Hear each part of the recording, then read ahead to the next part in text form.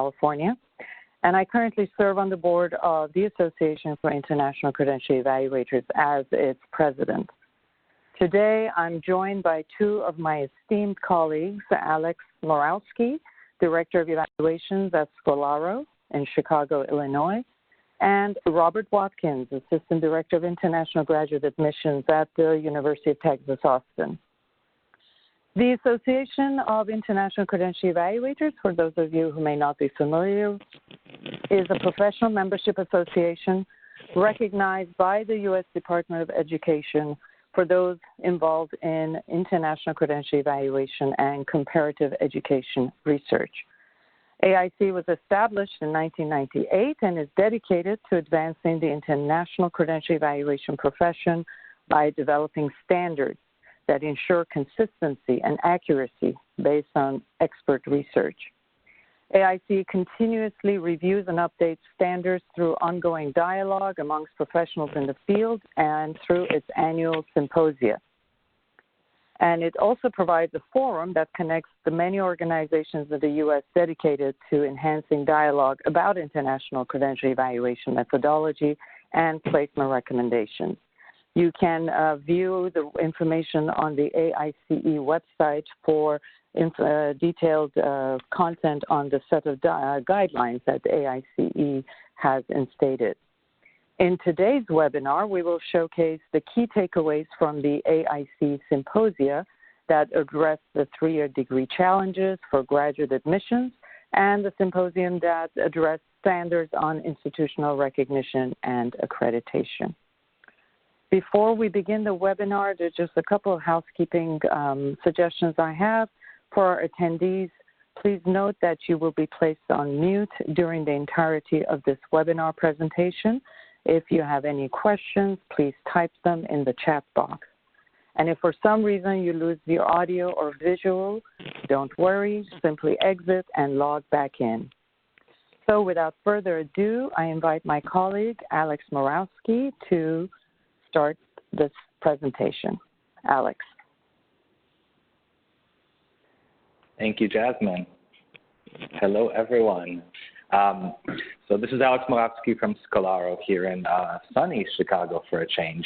As Jasmine introduced us, we will be talking about the 2017 and 2018 ACE Symposia, and the topics that were discussed in each were setting the standards for graduate admission, the dilemma of three-year degrees and other admission challenges in 2017, and setting standards on institutional recognition and accreditation in Orlando in 2018.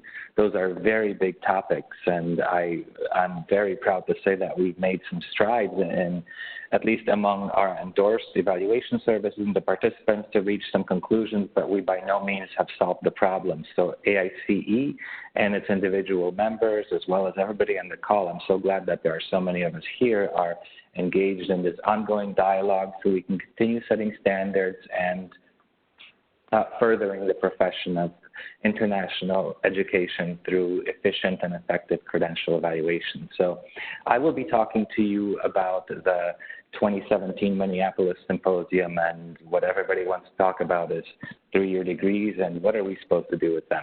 So the impetus for the 2017 Symposium was a research project that we conducted in collaboration with AACRAO, which was one of their 60-second surveys, where we asked many institutions in the United States and North America how they define a U.S. bachelor's degree and what, in fact, is required for admission to graduate programs in the U.S. and North America. Now, there isn't a single U.S. position on the equivalent of three-year degrees. That's not debatable. We're all kind of aware that this is still a work in progress, and we're working towards standards. But U.S. universities are autonomous, and each sets its own admissions policies, meaning that a university has the autonomy and the power to decide what is the requirement for graduate programs in that institution to ensure those students are going to come in with preparation to succeed and actually complete those graduate degrees. The survey data that I'll show you in a couple of slides shows that since 2005, over 2/3 of respondents consistently consider 3-year degrees for graduate admissions. Now, that word consider, I wish was in italics because that's a pretty loaded term. Foreign education systems are not harmonious, and case-by-case admission review is a frequent practice because a 3-year degree does not equal a 3-year degree. They're different, and which one is going to be acceptable, well, that remains to be seen. So first, we try to define what exactly do we mean when we talk about a U.S. or North American bachelor's degree. And it was a fairly decent consensus that we decided that a U.S. bachelor's degree requires a minimum of 4 years of full-time study. That does not mean that that degree can't be completed in 3 or 3.5 years on an accelerated basis, or it could take longer in some more advanced or professional programs, or if a student simply studies part-time. So there is flexibility, but 4 years of full-time study is really what we mean when we talk about a bachelor's degree. That degree should also include a general education component, major-specific coursework, as well as electives, and that's pretty common in most U.S. Bachelor's degrees. That degree should also grant access to graduate programs at home. Now, that does not have to be universal access because graduate programs, some are more selective than others. Again, we talked about institutional autonomy, and institutions can develop their own graduate admission requirements even for domestic students, but at least it should provide access and qualify one to apply to those graduate programs. And finally, we decided that in order to be considered for graduate admission, an undergraduate degree actually has to be conferred. So you can't just complete 4 years of undergraduate coursework and not graduate and be considered admissible to a graduate level degree. So the survey that was conducted had almost 400 respondents. I think it's really a very solid response rate and fairly evenly split between public and private universities. The questions that we asked, these are pretty interesting results. Well, should a program be 4 years? Well, it was pretty evenly split, 30% yes, 29% no, so 50-50 whether a foreign program should be 4 years in length. But a whopping 40% of respondents said it's either case by case or they weren't sure. So that justifies why we're doing this research and why continued work needs to be done in this field. So is a 3-year degree acceptable for graduate admissions? And if so, what type? Well, the shocking results for me were that 24% of the respondents weren't sure if a 3-year degree is admissible at their institution. And the big one that was increasingly gained acceptance were the Bologna-compliant 3-year degrees from the European community. So next, we asked if the general education component was required for graduate admissions from a foreign program, and a big 50% said no, it's not. So that makes me think. Is major-specific coursework required? Well, 39% yes, 25% no. And in terms of elective coursework, only 6% require that, while a whopping 65% said that that is not required to be deemed eligible for admission to graduate programs. The one consistent thing was that most institutions do require a foreign degree to actually be conferred. That whole process must be completed before somebody can be admitted and begin graduate study in the United States. Now, these are just highlights of the survey results. We will be distributing the full survey results. There are links in this PowerPoint, and we can make full survey results available to you as well. So don't worry, these are just highlights in the interest of time. So I've defined what we mean by an undergraduate degree in the United States and North America. I talked about some survey results about what we do and how we treat foreign degrees for admission to graduate admissions. But it's very useful to think about what admissions model are we working with, because that's going to have a big effect on how we treat foreign degrees that are 3 years, that are less than 3 years, that are way more than 4 years in some cases. There are 3 that we identified: the open, the threshold, and the holistic admissions model. Now, the open admissions model is much more common for undergraduate, and we traditionally think of this when we think of community colleges, and this is where anyone is admitted that holds a minimum benchmark, and they don't really define what that benchmark is. So this could be kind of tricky, but it's not too popular in graduate admissions. The second one is much more common, the threshold admissions model, where there are defined minimum academic requirements. And by defined, I want to say published requirements. So this could be minimum GPA, this could be minimum GRE scores, or this could define a minimum type of degree. And when we say bachelor's, well, what do we mean by that? So threshold admissions is something that should really be concerned when we say we require a bachelor's degree. Well, what do we mean by bachelor's degree?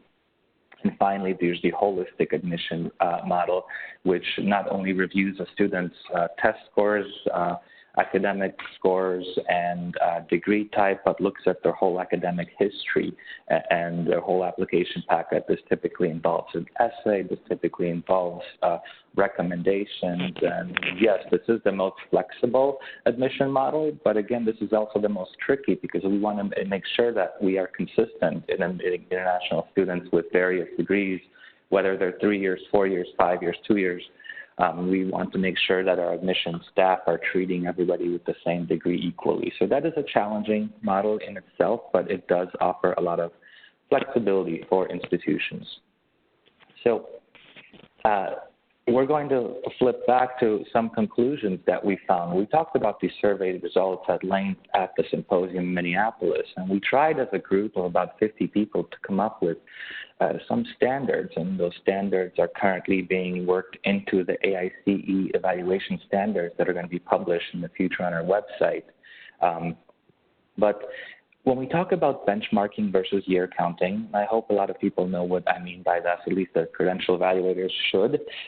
We determined that year counting is really more appropriate when we talk about foreign degrees or we liken something to a bachelor's degree or not in the United States, but it's not the only model. These are the two primary ways that we equate a foreign degree to a U.S. degree. We did decide that it's important to consider what a foreign degree grants access to in the home country. For example, does it grant access to further graduate study, or is it terminal in nature? And one example I want to highlight is a bachelor's degree from Australia versus an honors bachelor's degree from Australia. One grants access to graduate school, the honors one, the other one does not. So is that an important factor to consider? I certainly think so. The third item are the competencies required for success in the graduate program. Now, this is very applicable to those of us using the holistic admissions model. Basically, what we're asking here is that student academically prepared, or did that undergraduate degree have enough coursework that will prepare that student to succeed in what we define as a graduate program at our institution. And finally, this is a big one for our institutions with professional programs. What are the functional outcomes, not just of the undergraduate degree, but of the graduate degree that we're admitting a student to? Many graduate programs will prepare someone for a specific profession, but that profession might be governed by a licensing board and have certain credit requirements for professional licensure. So if we admit someone with a degree that is less than 4 years from a foreign country, they may be short on credits when they complete their graduate degree. So they'll have the degree, but they won't be able to get licensed by the state or national board overseeing that profession. So that's an important consideration when we think about is a foreign degree 3 years, 2 years, 4 years, 6 years admissible to our graduate programs. So I don't have a solution for the 3-year degree dilemma. I don't know if we ever will have a universal solution, but I do have some suggestions. And one is publishing clear, concise admission requirements for international applicants. This sounds a lot easier than it actually is, and I wanted to highlight how difficult this is by examining just a couple of universities at random. I just basically plugged this into the Google machine and looked at several schools that popped up and see how they publish admission requirements. And I picked a few different ways that this is done to show them to you all in this webinar. And the first one is publishing country-specific requirements for every country. This is probably ideal, but imagine there's so many countries. This requires a large data set. It requires a lot of man hours to actually keep this updated, and inevitably there's going to be some things that aren't updated in time. It's great, but it's difficult. So in this case, I'm showing you San Diego State University, where I happened to be admitted to a graduate program and completed, and my undergraduate degree from the U.S. was a 4-year degree that I completed in 3.5 years. So just a little side note that, yes, I had a 4-year degree. No, it didn't take me a full 4 years to complete it, but I was still admitted, but I'm a U.S. applicant, so it doesn't, that doesn't apply so much. So let's take a look at what they published for Portugal.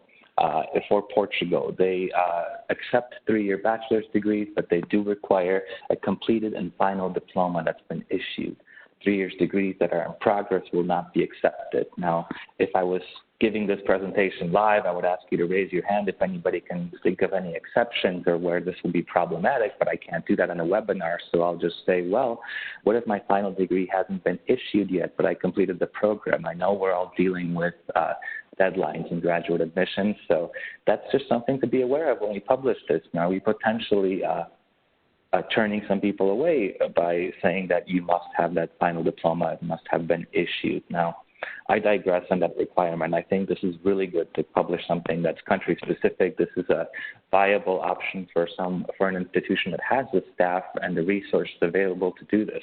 But many institutions don't have that capability. So an alternative is just to look at our top sending countries and publish requirements from those particular countries. Now here I just happened to find the University of Hawaii Manoa's campus, and I wanted to point out why this is an efficient option, but it leads to some challenges, and there is a learning outcome. I promise I'll get to it really quick. I pointed out that the requirement from Central and Latin America, Mexico, Portugal, and Spain is published as a licenciado or titulo.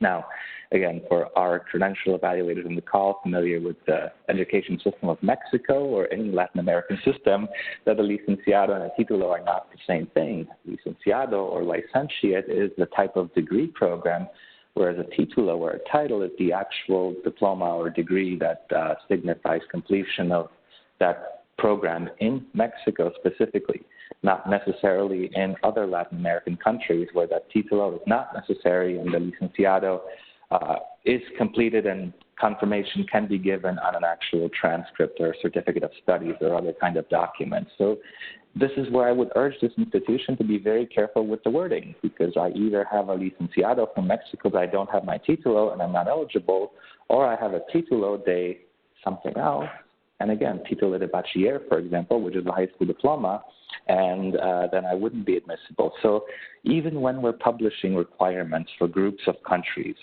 this gets tricky because we know credential evaluation is not easy and there's exceptions to every rule. So the wording, it's very important to be careful with the wording when we're publishing things like this. The other one I wanted to point out is the Philippines. I'm assuming there may be many applicants from the Philippines and Hawaii, but one of their requirements is that to be eligible for graduate study, you must have completed a 4-year bachelor's degree that was preceded by a 12-year secondary education program. As we know, up until 2017, all secondary school programs in the Philippines finished at 10 years. So effectively, by publishing this, every Filipino applicant that finished high school up until 2016-17 wasn't admissible unless they went to an international school. So that's a little problematic. I would either recommend revising this, but it really shows how difficult it is to publish general requirements that fit everyone. Okay, let's go into more specific admission requirements.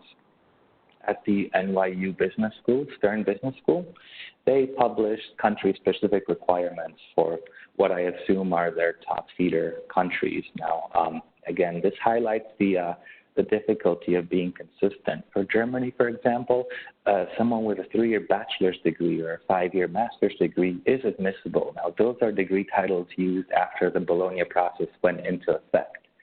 But nothing is mentioned, well, they do mention a university diploma or diplome program, but we're really mixing terminology here, a diploma or diplome, and diplome of what?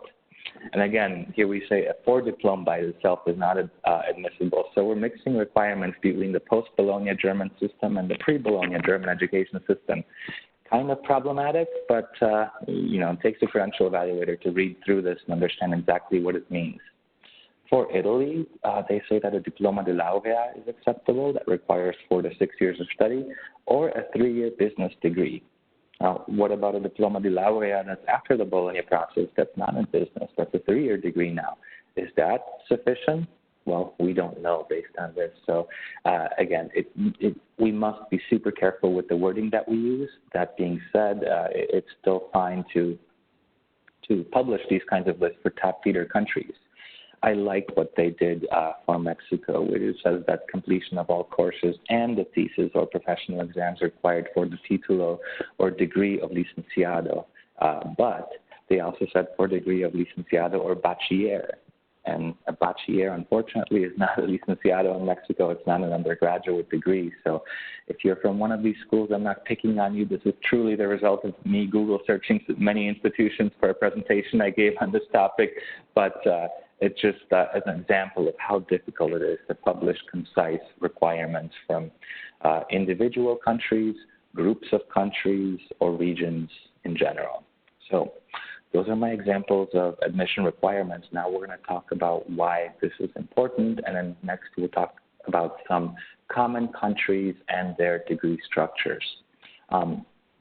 I pick on Western Kentucky University. I don't pick on them, but they're the most widely known case where in 2016 the New York Times exposed that 25 out of 60 international graduate students were asked to leave because they weren't academically succeeding in the graduate program. And this is not good for that institution. It's not good for U.S. graduate admissions and for the international education industry. Something went wrong where students were admitted. They weren't academically prepared to succeed, so they were asked to leave. As those of you from academic institutions know, this can have implications on an institution's rankings. This is really bad for those students because they invested a lot of energy, time, and most importantly, money to come to the United States for graduate school, and they were asked to leave. It's not great for the department. It's not great for the institution. It does happen. So examining requirements for graduate admissions is super important. I hope that this case just highlights that the need for this research and why at AICE we are focused on doing this to make sure that our credential evaluations follow standards and that we're really serving the international graduate admissions community. So what if a 3-year degree is not enough for admission to our programs? What are institutions doing to sort of get those students or allow them to come to our programs? And one answer is bridge programs. Now, one bridge program does not equal another bridge program. We've researched many of them, and we came up with some common features of bridge programs. They're usually about 1 year of full-time study prior to joining a graduate program. A student can either be conditionally or fully admitted as a graduate student. Now, this has implications for my friends from ISSS who understand the difference for visa purposes. They can be designed for international students exclusively or for international and domestic students who lack the prerequisites for that graduate program. And most importantly, they should be customizable. So the goal of them is to work with an academic advisor to make sure that whoever is admitted uses that bridge program to gain the preparation they need to succeed in the graduate program itself. So I just have a couple of different highlights. Fairleigh Dickinson University, for example, has specific bridge programs for international students, and they're major specific, whereas one at George Mason, the bridge program over there is for international students only, but it's not major specific. In that case, it may even assist with English proficiency, which is I think a good thing. It's just the way they're structured. And I like how the New York Institute of Technology Bridge Program actually describes that if you have a 3-year degree, which is equivalent to a U.S. bachelor's degree, you may apply directly to the MBA program. But if your 3-year degree, your foreign degree is not equivalent to a U.S. bachelor's degree, you may be admissible to the MBA Bridge, and it does specify that when you're admitted to MBA Bridge, you are considered an MBA student. That's important. I won't touch on the immigration implications of that because I'm not super familiar with them, but I know that that's important. So let's switch gears and talk about case studies and talk about some foreign countries and their degree structures. We're going to talk about 3-year degrees from a system that has a 12-year primary and secondary school system, and I'll use the examples of India and France. We'll then talk about the 3-year degrees from a system that has 13 or more years of primary and secondary school. And then we'll talk about some outliers. Those are my favorites. So let's talk about India and France.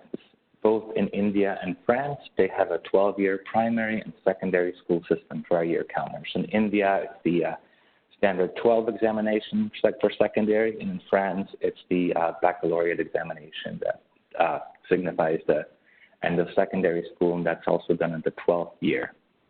India is important because it's one of the largest sending countries for U.S. Graduate schools, and their 3-year degrees are generally in the arts and sciences. They also have 4-year degrees in technology, engineering, and professional bachelor's degrees are 4 years or more in many cases. But the arts and sciences and business, I should say business too, are the big ones. Those are the 3-year degrees. If we are strictly year counting, standard 12 examination plus 3 years does not make a, does not equal to 12 plus 4. In France, it would be nice if it were that simple, but in France, I have an asterisk by that first number 12 when we talk about the pre-Bologna system, because the baccalaureate examination in France back in the 60s and 70s was very challenging. It had only about a 40% passing rate. So U.S. institutions and many of the publications on comparative education research at the time said that the baccalaureate examination should be granted advanced standing, basically college credit, up to 1 year. That changed throughout the 80s and 90s. The BAC exam became less rigorous. It's now passed by, in the almost 90% of students who take it pass it. It's still done in the 12th year, but the admission suggestions by most organizations that we're going to treat the BAC exam as the benchmark high school diploma. So all of a sudden, that 3-year degree, not all of a sudden, but over a span of many years, that 3-year degree from France came from 1 year of advanced standing plus 3 years, we have 4 years of credit, to now a benchmark high school diploma plus a 3-year degree does not equal high school diploma plus a 4-year degree. So we have two different education systems with 12-year secondary patterns and a 3-year degree, and they're fundamentally different in how U.S. institutions treat them.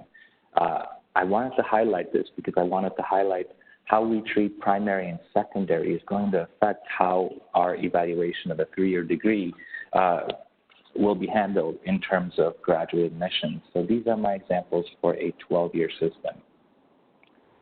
Let's go somewhere else. Let's go to the United Kingdom and to Cameroon. These are examples of systems where primary and secondary is 13 years or sometimes more. Now, in the UK, our General Certificate of Secondary Education, our secondary school, is traditionally done at grade 11 with ordinary level examinations. However, there is that +2. I don't know if you can see when I point to it, but the 11 +2. The +2 signifies the pre-university portion where they take advanced level examinations. That's after the required secondary school, but before they enter universities. And together that's 13 years. After those 13 years and passage of 2 to 3 A-level subjects, they're eligible for admission to 3-year undergraduate programs. So we have 13 years plus 3 years. That's the same as 12 plus 4. Should we consider them for graduate admissions? And without making any, well, I'll make the statement that most institutions in the United States do, many do. We consider that 3-year degree from the United Kingdom equivalent to a U.S. bachelor's because we see that 13th year, the A-level, as undergraduate credit. Cameroon, on the other hand, Cameroon is one of the most interesting countries for credential evaluators because they actually have two education systems side by side, the Francophone French-based system and the Anglophone British-based system. Now, the Anglophone system is very similar to the UK, where they do the O-levels and they do their A-levels, and they're done at 13 years, and then they're admissible to a 3-year undergraduate degree. But when they're taking the Francophone system, well, they do the baccalaureate examination, except that BAC exam can be done at the 13th year, and there has to be, because Cameroon's one country, they have to be able to go back and forth between the Francophone system. So they can complete a Francophone BAC, and they're eligible for admission to an Anglophone bachelor's degree program. So what are we going to do with that undergraduate degree, that either Francophone licence or the Anglophone bachelor from Cameroon? I don't know. I'll leave that to our graduate admissions experts to decide. But this is an example of how primary and secondary school, when considered as undergraduate credit, can affect how we evaluate a 3-year degree for graduate admissions purposes. My final examples are the outliers. As you know, in credential evaluation, the only constant is that there's always going to be exceptions to everything we say. So let's talk about Israel, and let's talk about Canada, specifically Quebec. Israel has a 12-year primary and secondary system, but their bachelor's degrees are 3 or 4 years, depending on the field of study, depending on the institution. How we treat them is it's challenging because there isn't a universal standard in the U.S., at least that I'm aware of. Completing secondary school at 12th year in Israel requires a passing of the Bagrut examination. It's a challenging examination. There are institutions in the U.S. that award advanced standing for this, not always, and they do so not because of the year count, but because of the academic rigor of that examination. But again, it's still 12 years. So, and those 3 or 4 year bachelor's degrees, they hold the same status in Israel. As they are undergraduate, they are eligible for graduate admission in Israel. So how are we going to publish graduate admission requirements for applicants from Israel? I'll leave you with that question. It's a challenging one. In Canada, on the other hand, well, Canada's, we think, Canada is so close to the U.S., North America, it should be similar. However, Quebec is fun because even though it's the only Francophone province, it's the most British-based, British-like education system in that they finish high school at 11 years, and then they go to a 2-year pre-university, traditionally called a CEGEP, and they do a diploma of collegiate studies for 2 years before they're able to enter a 3-year undergraduate program at university. Now, after that 11 plus 2 plus 3, that's the same as 12 plus 4. So they get a bachelor's degree that's considered equivalent to any other bachelor's degree in any other province in Canada. But how are we going to treat that, and what are we going to ask students to provide us when they're applying for graduate programs for Quebec? Is the 3-year degree and transcripts going to be enough? Are we also going to want to look at the results of the DEC, the Diplôme d'études collégiales? That is, again, another question I will leave to the graduate admissions professionals among us. So, to summarize, I hope that I've highlighted that year counting by itself, while it's the preferred methodology by many of us, it's not the only way to publish or to decide on graduate admission requirements. But the graduate admission requirements, publishing them is super important, but also very challenging to make them consistent, to make them fair, and they require regular updating.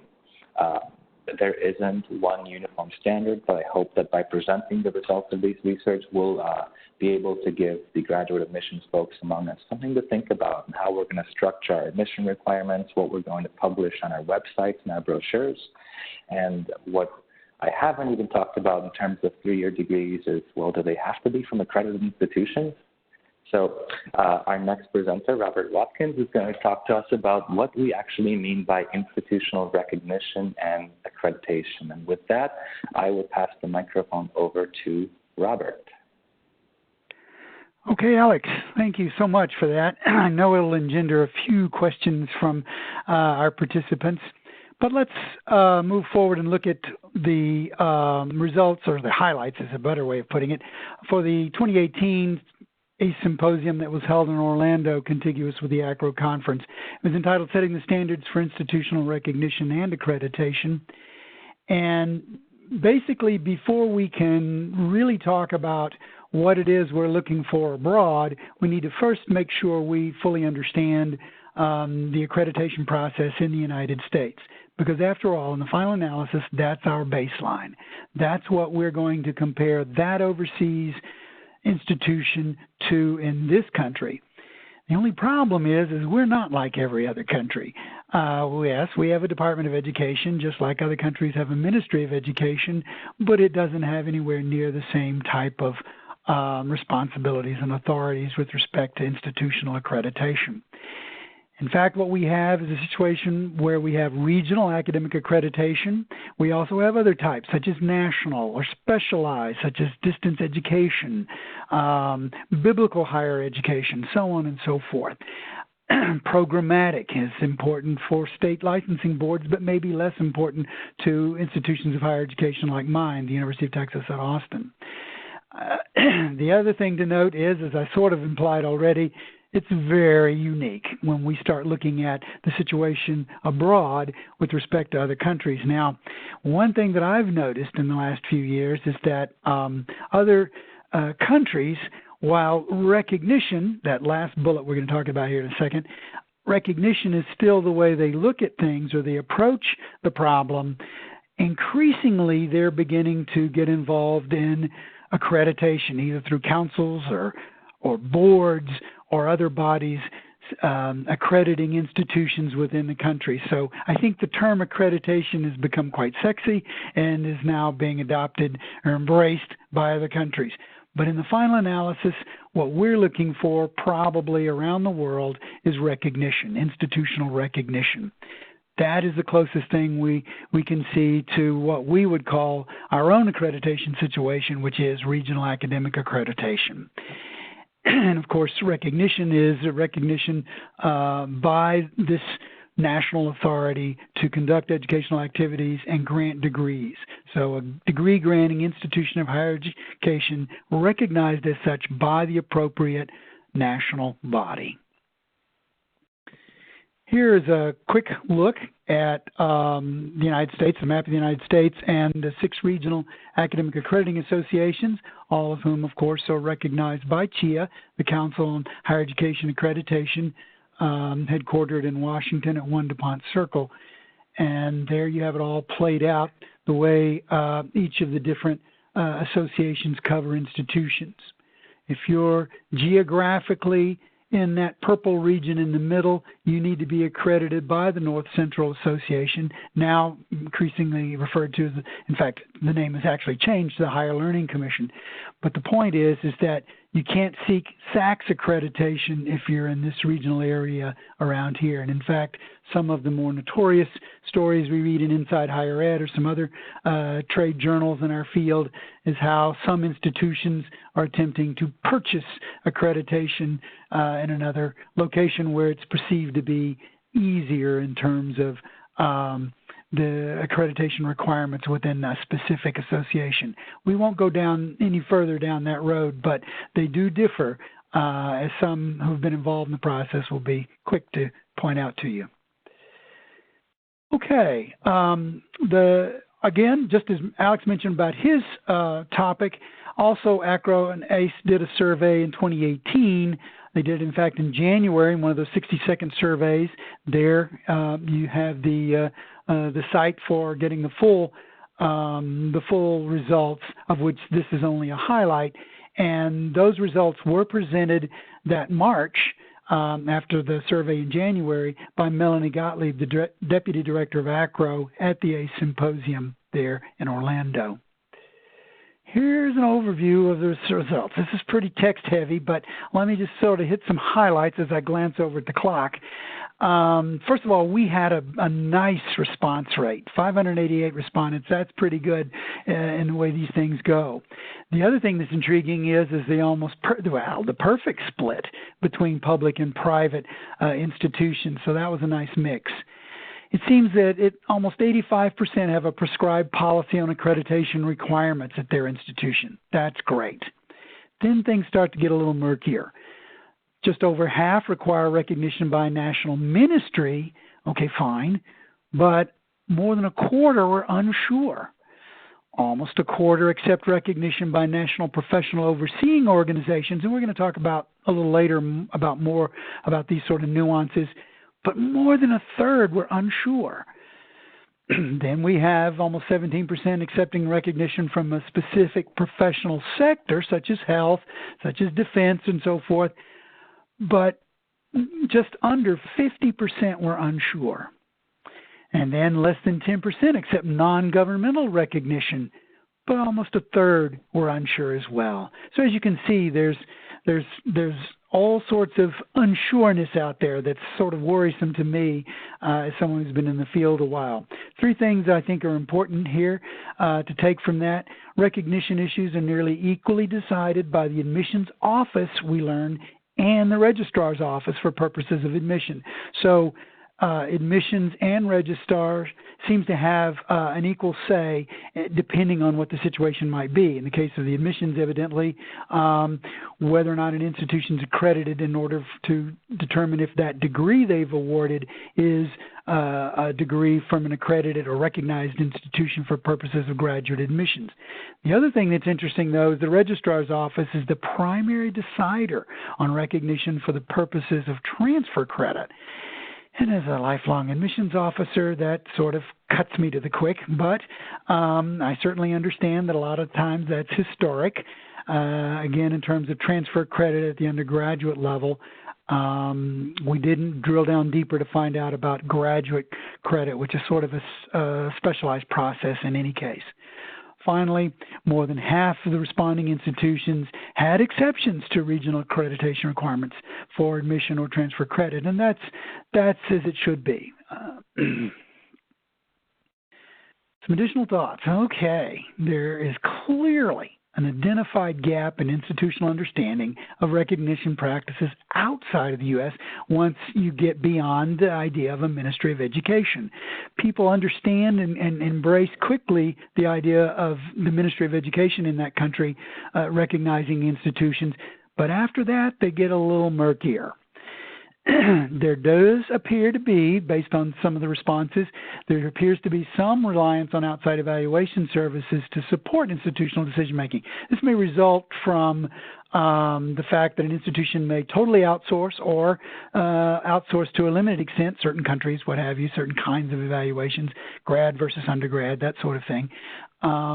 Or it may be that they do it entirely in-house at that institution, but they might look to some of the well-known, larger, perhaps established, older credential services that put on frequent webinars, publish information, and use them to help them decide what is or is not a recognized institution. So it leads to the obvious question, how are evaluation services framing the recognition statement? Now, some popular resources for determining recognition. The obvious ones, the first that you see there are ministries of education. These can be national or regional. For example, a moment ago, Alex was highlighting Quebec. Well, in Canada, that's exactly the way it works. Provincial ministries of education are the ones that determine these things. In Germany, the various states, the Länder, are the ones that determine educational oversight and so on. So this can vary in terms of level. It can also be level specific, as in the Philippines, where DEX handles the Department of Education, Culture and Sports handles the lower levels of education, while CHED, which had been created out of DEX some 25 years ago, is only focused on higher education. Then you have the other ministries such as health, agriculture, and defense that one might look to as a determinant of institutional recognition. And then examining boards. Now, generally these run to the secondary level, but that's not always the case. Finally, you've got other governmental bodies that might be overseeing education as well. So let's drill down a little deeper and take a look at some of these. First of all, here's a nice website, the government of the UK's Department of Education, and information that they have, obviously a very rich resource, and it would be a primary resource. In my days in history in graduate school, that was drummed into us, the idea of primary sources versus secondary, and this is clearly a primary source. And you can see some of the great stuff that's included in their website that they have available there for use by folks such as credential evaluators and so forth. So here's another example of one. This one from China, their Ministry of Education. Look at all the documents that you have there, regular college, junior colleges, all sorts of them that you can click on, those massive PDFs and get that information. That's the good news. Now for the bad news. The bad news is, as you can see up there, that this is as of May 3rd, 2013. As recently as a couple of weeks ago, at the AACRAO Winter Institute, as I listened to my esteemed colleagues who know China much better than I, Julia Fanaki and Annetta Stroud, present to the participants there about China, they pointed out that this site is indeed older and is possibly being refreshed, but it's not up there yet. So we have to depend on this. It's still going to be a rich load of information for us, even though it's 6 years old at this point. Now, here's an example of one, the University Council of Jamaica, which is a statutory body under the Ministry of Education, Youth, and Information in Jamaica. And one of the things that the UCJ does is to accredit programs, as you see in the right over there, associate's degrees, and it tells you which institutions where these programs are actually accredited. So in a sort of a departure from simple institutional accreditation to drilling down deeper to programmatic accreditation. So on your desk you have a document from an institution that's an Associate of Science in Health Information Technology there in Jamaica. And so this UCJ website would help show you that that was indeed an accredited program by the UCJ. Another example is from the Kingdom of Saudi Arabia. On the left, you have the standard Ministry of Education, a thing that most of us, as we saw in the survey, tend to default to. But look over to the right. Here you have another governmental entity that also oversees education in certain institutions. This is the TVTC sector, the Technical and Vocational Training Corporation. And you can see, hopefully you can see, the listing of institutions there. What the TVTC does in KSA is to oversee technical institutions where, frankly, the education provided was meant for building and rebuilding the infrastructure of the kingdom, not necessarily to have these go abroad, for example, to our institutions, or even to go to universities in their own country. In fact, many of the universities, King Abdulaziz University, for example, won't accept credit from some of these. So what that means to us as the practitioner in the United States is, okay, I see on the right that these institutions are government recognized, so that's one box I can check. But the nature of the institutions is such that maybe I have to think long and hard about whether or not I want to accept credit.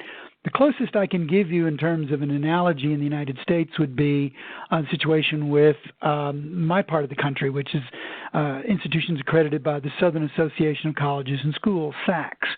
SACS has a commission on colleges, and that's where UT Austin, Texas A&M, SMU, and so forth are all accredited. And it has the Commission on Occupational Educational Institutions, COEI. And those institutions are some that have instruction that UT Austin, for example, might not accept in terms of transfer credit. Here's an example next of an examining board, the West African Examinations Council, which was agreed to by the Anglophone West African countries to be its administrative body for national exams. That's the structure found in most Anglophone countries. And here's an example on the right of one of the West African Senior School certificate that an individual might take in Ghana or in Nigeria.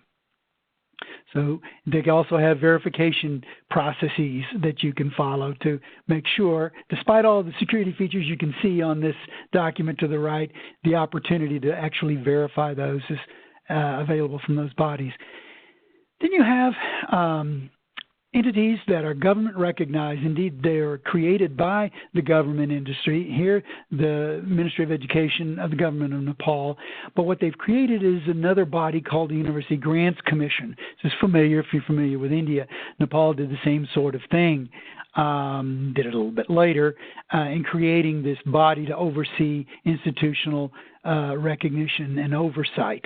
Also dispersing money, and this is an important aspect of what they do for public institutions mainly, some private as well. Nepal, some of you know, has a different calendar. So it says 2015, 2051. It's roughly 56 years ahead. So this happened in 94, 95 that they created the UGC. Some other resources for determining accreditation would come from non-governmental sources and therefore are therefore secondary sources. The NAFSA online guides, which, by the way, have been recently updated. I mean, quite recently, in 2017, 18, that sort of thing. AACRAO Edge, of course, which is a dynamic database. That's the good news. The bad news is there are a lot of countries in there, and trying to keep up with a small volunteer group is not easy. But that's another secondary source for finding information about this. There's an institutions page that contains information that helps you determine accreditation and recognition. NUFIC, their country modules are fabulous. They're free. There to the right, you see the French example of a NUFIC country module. These are fantastic.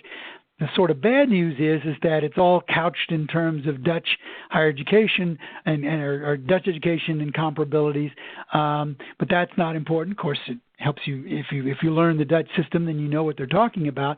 But the text-rich information in there is just absolutely fabulous.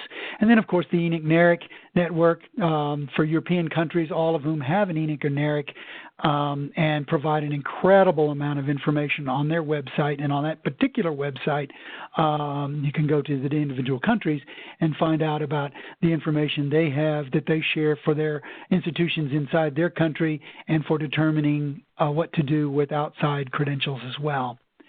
Other useful ones, everybody that knows Peggy Bell Hendrickson knows she is a master of digital information. So even despite the date, that's a good one. The NAFSA one, Government Sites Ministry of Education, still works. It's a little older, but it still works. I brought it up. Now, whether the individual links on there still work, that's another thing. Let's move on. Challenges. And, of course, we have to pick India because India is the highest sending institution to the United States and, therefore, credentials to credential services. And, of course, as we mentioned before, the UGC, University Grants Commission, and the All India Council for Technical Education are the two primary bodies determining institutional and programmatic recognition. First, let's glance at the UGC, created as UGC sometime back within a decade after Indian independence and partition. They allocate funding in similar to the U.S. Department of Education, except that they have more of a role in recognition, whereas our U.S. Department of Ed does not. They have a quality control body that is fairly recent origin called the National Assessment and Accreditation Council. It is a voluntary procedure, this accreditation, and just to me, one prime example of how voluntary it is and how less important it is than UGC or AICTE recognition is the fact that the University of Delhi is not, or at least up until recently, I haven't looked at the latest, has chosen not to be NAC accredited. They don't need it. They've got a brand that goes beyond the need for that. Here's the example of the UGC website. It's marvelous. Look at all the things that they have information on, PDFs, Central, University, State, deemed universities. That's exceedingly important because there are a lot of institutions granting degrees in India that are recognized by the UGC that don't have university in their title. So this is important. Also, they always maintain a list of fake institutions. Now, let me give you the tougher news. You're going to have to actually do some research because to the right you see the web page where you can start to get this information, and notice it's subdivided by states. You need to know your Indian states, and this is one of the few times you'll ever hear Robert Watkins suggest to you that Wikipedia might be useful. Here, if you were to punch in Mumbai, you would see that in Wikipedia that it's in Maharashtra, so now you know where to go over here to look for an institution that you've noted is in Mumbai. That's usually always accurate information. After that, it gets a little shaky. Here's the AICTE website showing how they do programmatic recognition off to the right or the lower right that you see there as well. Very useful. Again, you need to know your states of India. just sort of a overview of what AICTE does. It came out of, as you see, not the Ministry of Education, but Human Resource Development. It has the same objectives essentially as the UGC. And down here, the next to the last bullet's important. They offer diploma, undergraduate, and postgraduate level program accreditation, so not degrees as much. And finally, they too have a quality control mechanism. Theirs is the NBA, the National Board of Accreditation, not to be confused with an organization that involves basketball. All right, moving along, just sort of a quick glance at those. The problem with these two entities is that there's confusion, even amongst themselves, I would suggest, and trying to determine, which to look to and why and under what circumstances can make this a little more difficult. There have been frequent calls, the most recent in 2017, to do something about this confusion and about these two competing entities. In fact, in 2009, the Minister of Education at that time said that he was going to shut down the UGC due to corruption and replace it with a single entity like the NBA. Nothing came of that. The key questions that you ask as you have it, the credential on your desk is this eligible for further education in India? And what do my peer institutions do? Is the applicant in fact qualified to succeed? And perhaps there are other questions that you should be asking yourself as well. Finally, the biggest challenge perhaps, and the reason that we even care about who's accredited, who's recognized and not, is the fact that we know out there are diploma mills. And those diploma mills sell credentials for little work. They falsely do a number of other things. I'm just going to let you read those because I'm quickly running out of time here, and so I need to move on. But these are some of the things that are representative. The key to accreditation mills, they're often established by a diploma mill. They know accreditation is important, so they create an accreditation mill for that purpose. Some of the other things that they do, I would highlight to you the lack of a physical address, often a P.O. box. Usually they're down as a .org. And something along those lines, .com. They also will be heavily involved in life experience, and first and foremost, they talk about what it costs to get this degree. Some of the other problems associated with them there to the right. And it's not just our problem. As you can see, these sorts of things have been in the news constantly, and so if you don't want to end up in the news, you need to learn what it is we're talking about. And here then is a statement by the Western Association of Schools and Colleges about why it's so important to determine for their member institution, accredited member institutions, coming up with a policy and good principles of best practice. Finally, some of the final takeaways of it having to do with this recognition is that recognition and accreditation can be by groups or single different levels, a national group. There are all sorts of things that are involved with this, and I won't read that for you because it's right there, and you're all going to be able to have access to this full thing. And with that, I better quickly turn it back to Jasmine to lead us on our question and answer period, if there's time for it. Thank you. Thank you both. Thank you, Alex. Thank you, Robert, for this really extensive analysis and overview of the two symposia.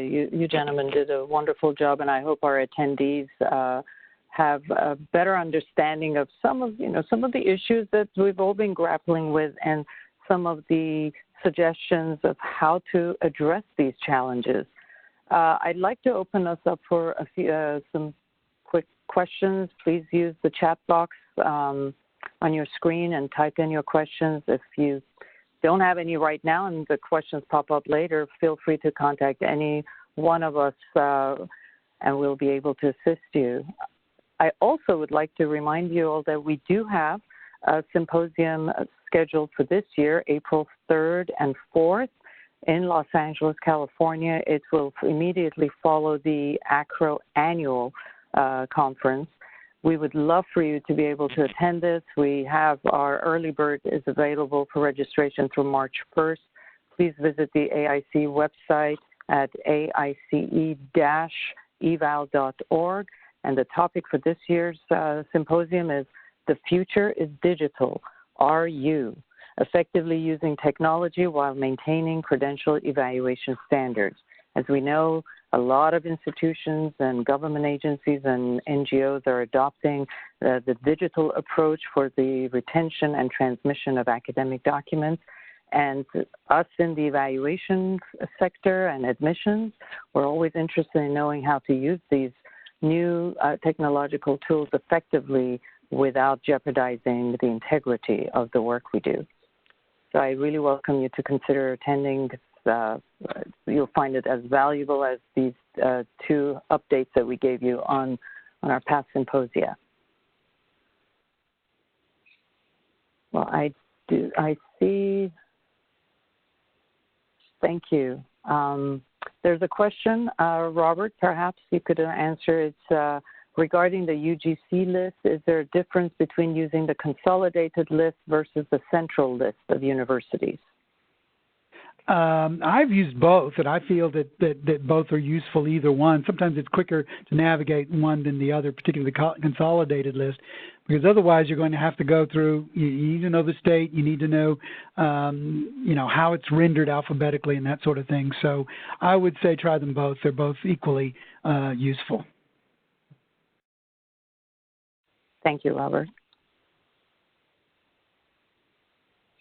Okay, well, we are at the bewitching hour, and we need to wrap up our webinar. Again, thank you again to my presenters, Robert Watkins and Alex Morawski, and to all of you for attending today's webinar. We really appreciate it. We had a record number of attendees, and we hope to keep this up in the future, and we'll bring you informative and hopefully educational topics. We can all benefit from this, even for those of us who've been doing evaluations for decades, there's still something new to learn. Again, please visit the AICE website for information about the 2019 symposium. That's AICE-eval.org. Click on the button that says events and you'll be directed to that page. Thank you again, and we look forward to having you join us for future webinars. Have a beautiful weekend. Thank you. Take care. Thanks, everyone. See you all in Los Angeles.